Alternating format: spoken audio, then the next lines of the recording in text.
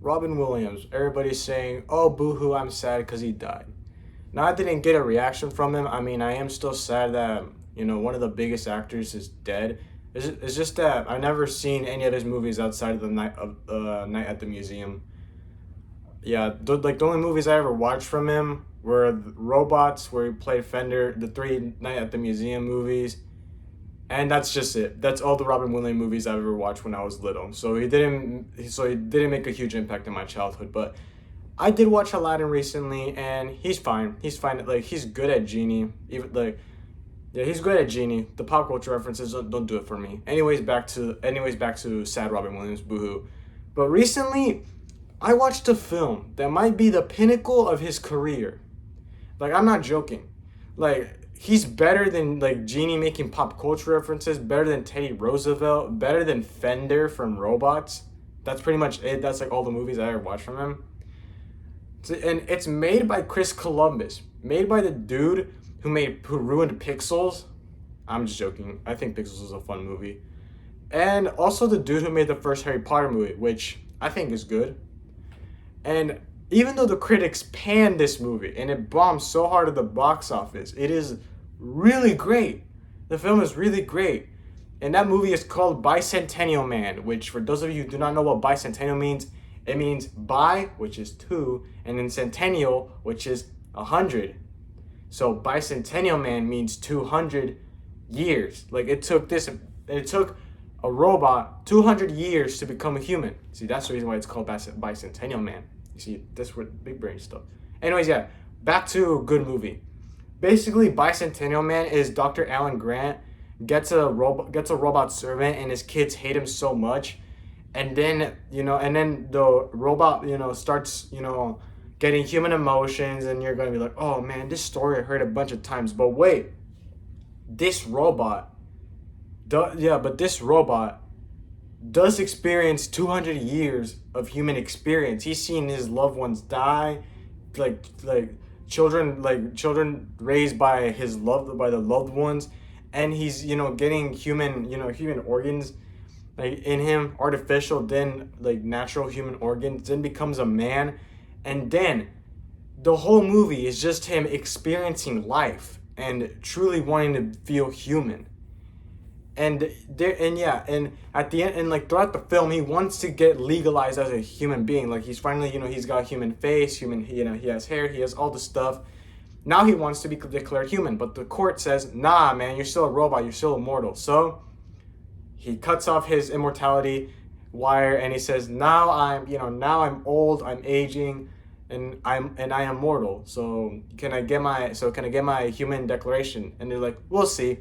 And then a lot of time has passed. He is old, and he is next to a girl, and he's next to like an old lady who is like whom he has feelings for.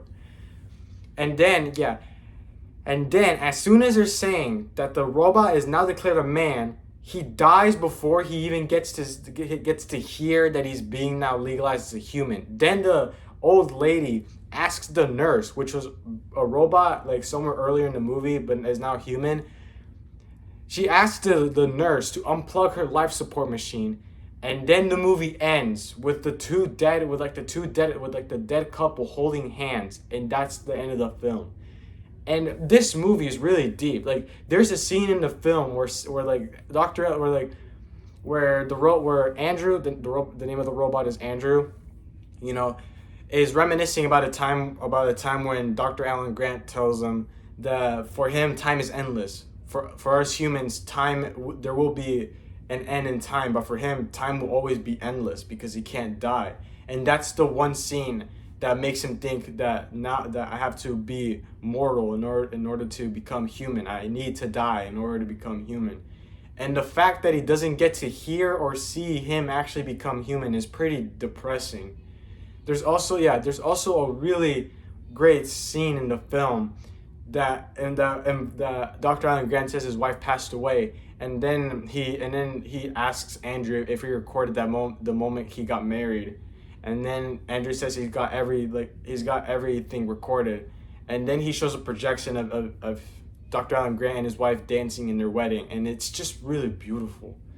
And yeah, the film is really great. It has some great practical effects. The drama is really great.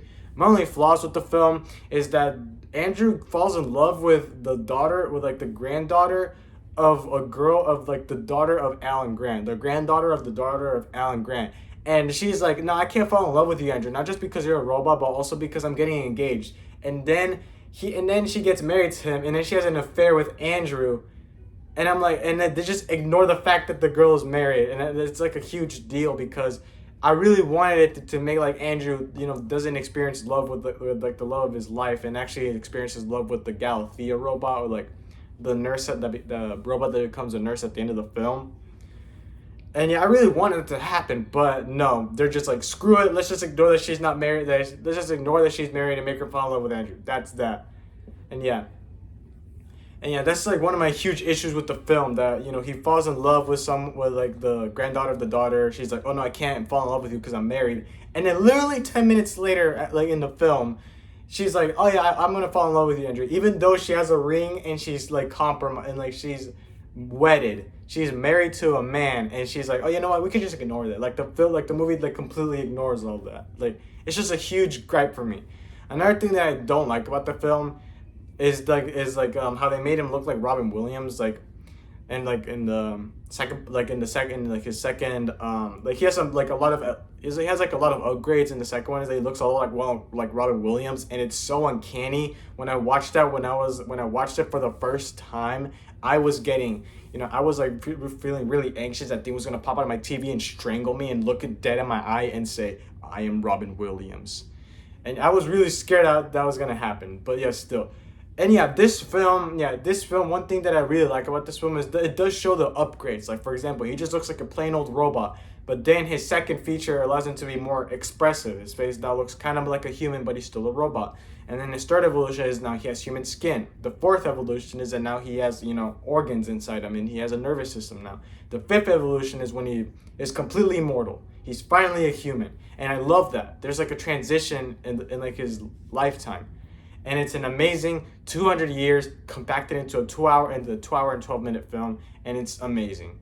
I didn't cry, but it almost felt like I wanted to. This film deserves an 8 out of 10. Screw you, Rotten Tomatoes. This film gets an 8 out of 10. So what do you think?